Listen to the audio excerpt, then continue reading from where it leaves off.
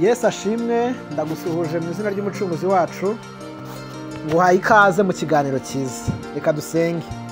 Data, mu izina rya Yesu ndagushimiye, nguhaye icyubahiro kubw'uyu mwene data, kubw'inshuti tugiye kubana muri iki kiganiro cyiza cy'ijambo ryawe. Tugiye kuganira ku gucungurwa igice cya kabiri.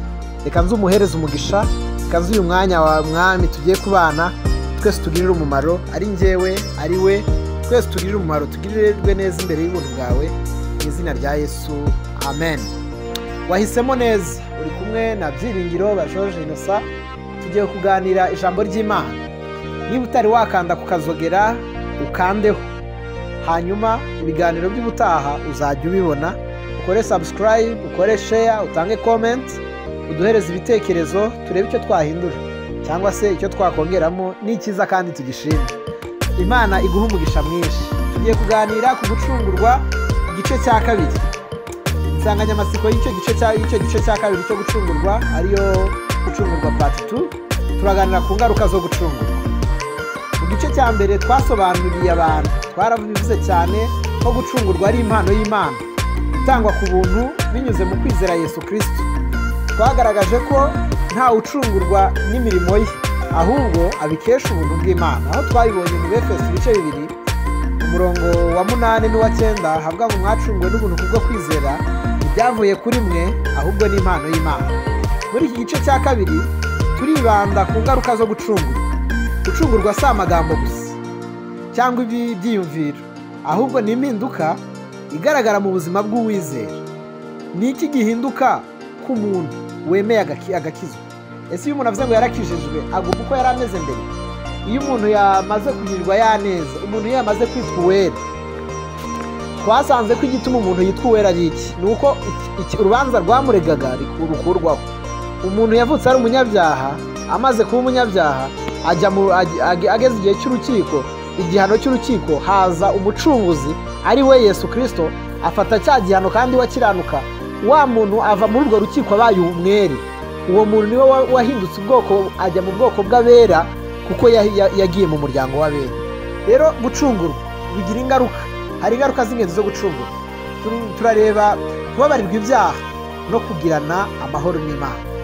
Iyo umuntu acunguwe uwo mwanya ababarirwa ibyaha akagirana amahoro n'Imana.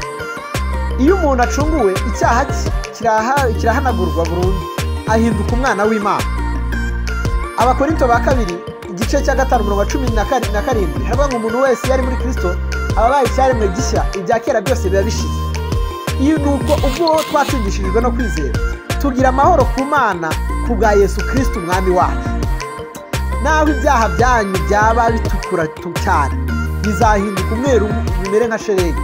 Ibyo ni ko ijambo ry'Imana rivuga. Ni ukuvuga ngo iyo umuntu rwose amaze kuba icyaremwe gishya muri Kristo, bya bindi bya kera, ya kamere y'icyaha, ibyaha bya ubusinzi bwawe, ubusambanyi bwawe, ubujura bwawe, ibyo ngibyo byose uwo mwanya biribagirana, bigasigara muri rwa rubanza, umwami agafata igihano cyabyo. Uwo mwanya uhita ucungurwa. Iyo umaze gucungurwa rero ubaye icyaremwe gishya. Ubaye icyaremwe gishya. Ibyo bisobanura ko iyo umuntu akijijwe akatura ibyaha bye, Imana ikabimubabarira burundu byose, ntayo bakiri umunyabyaha imbere yayo, ahubwo agira amahoro yo mu mutima kuko atakiri umunyabyaha. Ahubwo urubanza rwamuciraga icyaha cyo kurimbuka, urubanza rwamuciraga igihano rwamaze kumuvaho. Uwo mwanya agira amahoro ku Mana. Rero niho uzasanga abantu benshi akomeza akaguma mbese mu bintu nawe adasobanukiwe neza, akaguma afite ubwoba, atazi ko afite ubugingo buhoraho, atazi ko azajya mu ijuru, atazi ko azarimbuka, ahora abona bizaba ari nko ku mahirwe, atazi uko bizagenda. Icyo gihe rero nta kindi kibitera, aba atari yagira amahoro mu mutima, aba atari yamenye mu mpinduka zo guhinduka. Ni ukuvuga ngo iyo umuntu yamaze kuba icyaremwe gishya agira amahoro mu mutima. Iyo umuntu yacunguwe agira amahoro mu mutima. Kabiri, guhindurwa n'umwuka w'Imana, umwuka wera. Iyo umuntu rwose amaze gucungurwa, si uko umuntu ahinduka mu myitwarire gusa, oya, ahubwo ni uko Imana imushyiramo ubuzima bushya binyuze mu mwuka wera. Niba nta buzima bushya ujya ugira mu mutima wawe, niba nta buzima bushya ujya ugira mu mibereho yawe, niba nta buzima bushya bw'umwuka ugaragaza mu ndangagaciro zawe, uzasuzume neza niba koko waracunguwe. Umuntu iyo yamaze gucungurwa hari ibintu rwose agomba kumenya. Yesaya 3:5-6 havuga hati umuntu ntashobora kwinjira mu bwami bw'Imana atabanje kubyarwa n'amazi n'umwuka. Nuvuga ngo iyo umuntu abyawe n'amazi n'umwuka, ikibyawe n'umwuka icyo ubwacyo ni umwuka, cyera imbuto z'umwuka, kibaho mu buryo bw'umwuka. Ikibyawe n'umubiri ni umubiri nyine, cyera imbuto z'umubiri gusa. Niko bigenda. Abaroma 8:9 haravuga ngo ariko niba umwuka w'Imana aba muri mwe ntimukiri aba kamere, ahubwo muri ab'umwuka. Niba koko warabyawe n'Imana, urukiremwa cy'umwuka, niba warabyawe n'Imana, indangagaciro zawe ni iz'umwuka, ibyo ugenderamo ni iby'umwuka, ibyo ukora ni iby'umwuka. Ibi bivuga iki? Ibi bivuga yuko iyo umuntu acunguwe ahabwa umwuka wera umuyobora mu buzima bushya, akamufasha gutsinda icyaha no gukunda Imana kurushaho. Ni ukuvuga iyo umaze kubona umwuka w'Imana uba ubonye imbaraga, uba ubonye ubushobozi, uba ubonye izindi mbaraga zibasha gutsinda kamere y'icyaha. Umuntu ntatsinda icyaha ubwe, ahubwo mu ngaruka zerekana ko yacunguwe iyo yamaze kwizera umwami, uwo mwanya ahita ahabwa umwuka wera uza agatsikamira imbaraga z'icyaha. Rega ntabwo Yesu yaje gutwikira ibyaha, ibitambo ngo byajyaga biza bigatwikira ibyaha, ariko Yesu yaje kubikuraho, yaje kubyegezayo, yaje kubimaraho. Umurimo wa Yesu ni ukumaraho imbaraga z'umwanzi. Haleluya.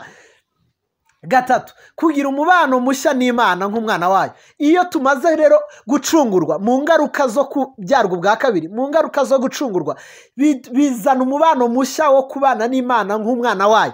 Ntabwo tubana n'Imana nk'abakozi, oya. Ntabwo tubana n'Imana nk'imbata gusa, oya. Ntabwo tubana, ubushuti bwacu, umubano wacu, isano yacu n'Imana ni isano ikomeye cyane, ni isano itwinjiza, yatumaze kutwinjiza mu bumana. Iyo tuyibwira, niyo mpamvu tugera mu bihe bikomeye, mu bihe bya ngirente tukayitakira. Twagera aho tuvuze minervare tukayibwira, twagera aho tugeze mu ntambara tukayibwira, twagera aho tugeze mu bukene tukayibwira, twagera aho tugeze mu burwayi tukayibwira. Iyo tugeze mu bihe bya ngirente turayitabaza. Igivuga ngo ntabaza ndagutabara nkwereka ibikomeye utamenya. Imana uwo yereka ibikomeye ibyereka umwana wayo. Twebwe rero twamaze kuba abana bayo. Yohana 1:12 haravuga ngo icyakora bamwemeye bose bakizera izina rye yabahaye ubushobozi bwo kuba abana b'Imana. 8 Abaroma 8:15 hakavuga ngo mwahawe umwuka utabagarura mu bucakara cyangwa mu bubata bw'ubwoba, ahubwo mwahawe umwuka utugira kuba abana b'Imana. Ubu twabaye abana b'Imana, niyo mpamvu ngo twitwa abadata. Iyo umuntu amaze kwitwa uwa data, icyo gihe abamaze kujya mu yindi dimension, abamaze kujya mu kindi kirere, abamaze kujya mu yindi rimu y'umwuka, abamaze kugira mu kindi cyiciro kimubwira ngo erega noneho ntugifite gutinya habe na gato, kuko ufite uwagupfiriye, kuko ufite uwakubyaye, kuko uyu munsi uri mu rubyaro rw'umwami w'abantu. Bwana asifiwe sana. Ibi bivuga iki? Bivuga yuko umuntu iyo acunguwe ahinduka umwana w'Imana by'ukuri, atari kuba umucakara w'ibyaha cyangwa se uw'ibihe, ahubwo abagiye mu bubata bushya, aribwo bubata bw'umwuka. Ababaye umwana w'Imana, iwabo haba habaye mu ijuru, ntabwo akiri uwo mu isi. Tubana nawe. Umuririmbyi w'Icyangugu yarabiririmbye, aravuga ngo dusangira nawe ibishyimbo bakagira ngo tumeze kimwe, ariko ngo twebwe dufite ibanga. Haleluya. Twebwe dufite ibanga. Ibanga nta rindi, nuko turi urubyaro rw'ubwami bw'Imana, turi urubyaro rw'umwami w'abami. Ubu ngubu turashinganye, turakomeye. Twebwe umubano wacu, kubyarwa kwacu byandikishijwe amaraso n'umwana w'intama w'Imana. 4, guhinduka mu mico n'imibereho. Imico yawe, imibereho yawe igomba kugaragaza ko wabyawe ubwa kabiri. Aho ugenda, aho utuye, aho ukorera, aho wiga, aho usavinga, ibyo byose rwose ugomba kugaragaza ko wabyawe ubwa kabiri. Gucungurwa bigira impinduka ku mico yacu no ku mibereho yacu ya buri munsi. Abagalatiya 5:22-23 tujya tuhasanga imbuto z'umwuka. Hakavuga ngo ariko imbuto z'umwuka ni urukundo, ni ibyishimo, ni amahoro, ni ukwihangana, kugira neza, kugwa neza, kwizera. Ibyo byose no kwirinda no kwitandukanya nibidakwiriye rwose. Iyo umuntu yamaze kumenya ibyo ngibyo, ababaye umwana w'Imana ukwiriye, aho agenda bagomba kugaragaza ubwana bw'Imana.